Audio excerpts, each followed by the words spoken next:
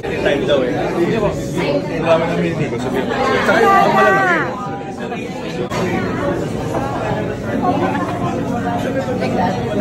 Yeah.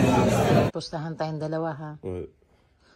Walang, pag umiyak ka, bigyan mo kong 5 million. Okay. Pag ako umiyak, bigyan kita ng 5 million. So, walang iyakan. Okay. Pustahan. No, I don't want. Deal.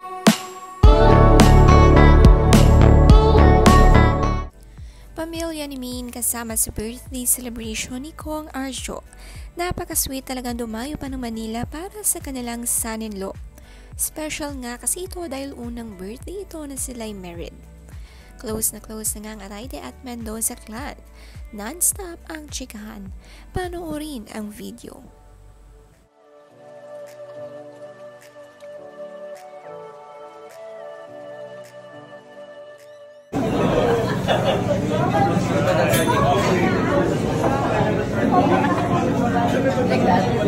Yeah. Hindi kinaya Time daw eh. Hindi po. Ang dami ng hindi ko sabihin. Saka yung malalaki. Si Zanjo palagi na rin kabilang sa mga gathering ng Atayde family. Road to Forever na rin nga sila ni Ria Atayde. Makikita naman niyan si Arjo, kausap ang mom and dad-in-law.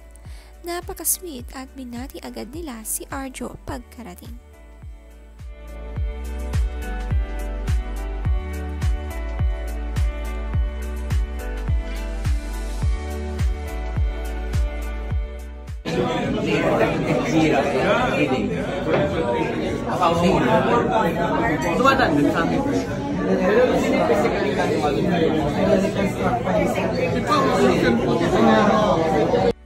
Kompleto ang masayang kaganapan sa birthday ni Arjo. Ang mga kapatid, pinsan at buong Atayde family pati ang lola niya ay present.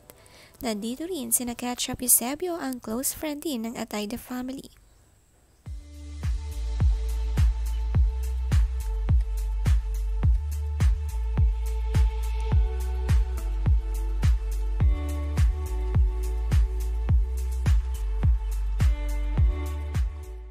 Naging masaya ang kanilang gabi. Ilang oras din niyang nagtagal ang kanilang celebration. Worth it ang puyat. Next naman ang birthday ni Min, nakaka-excite.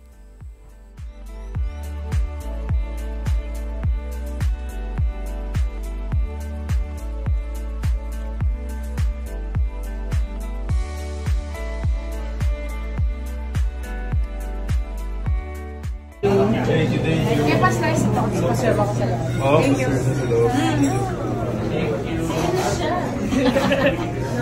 Ito, pangalan ko na. Ang cute ko na. Ang cute ng i-birds kasi natutumba. Mabigat kasi sila.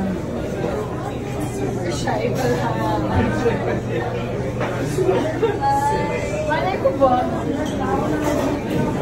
Gandang-ganda si Min sa mga birthday cakes na dala ng mga bisita. May larawan pa nga ni Arjo ang isang cake dito at napakatagal ngang tinitigan ito.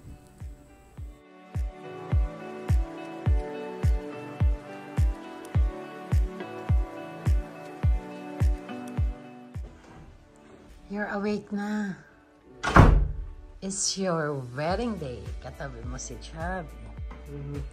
Your wedding day. Kakaasawa ka na mamaya. Yeah. Happy ka na. Yeah. Ready? Yeah, ready. Ready. Oh, pustahan tayong dalawa ha. What? Walang, pag umiyak ka, bigyan mo kong 5 million. Okay. Pag ako umiyak, bigyan kita ng 5 million. So, walang iyakan. Okay. Pustahan. No, I don't want. Deal. No. 5 million. Dapat ko sino ano. That's too much, I get that. Yeah. May unseen video nga si Arjo sa araw ng kasal niya. Nakipagpustahan nga si Sylvia sa anak na kapag umiyak ito sa kasal, ay bibigyan siya ng 5 million. At pag umiyak naman si Sylvia, siya naman daw ang magbibigay nito. Hindi nga pumayag si Arjo dahil alam niyang matatalo siya. Magkatabi ngang natulog sina Arjo at kapatid niyang si Shabby. Mamimiss nga niya ang laging katabi sa bahay matulog.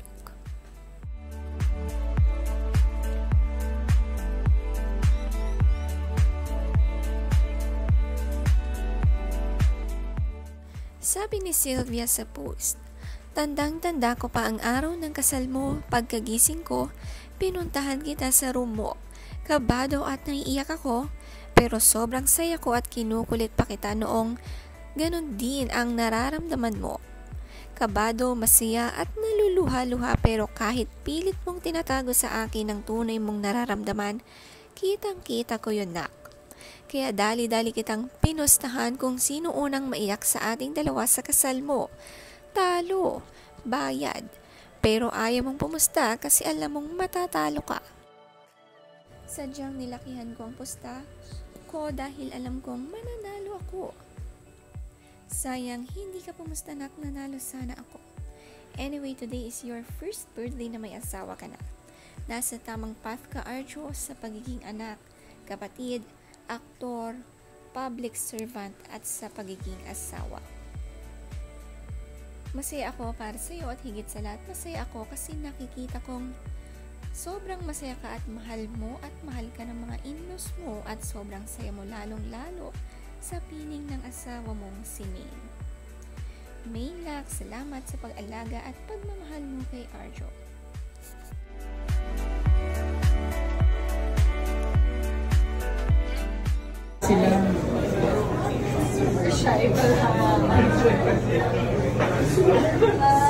Malay ko ba?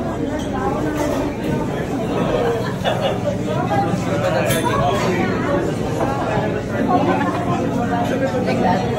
Yeah. Hindi kinaya ng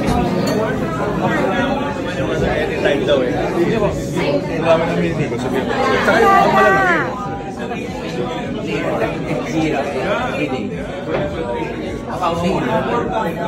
Tumatandem sa akin.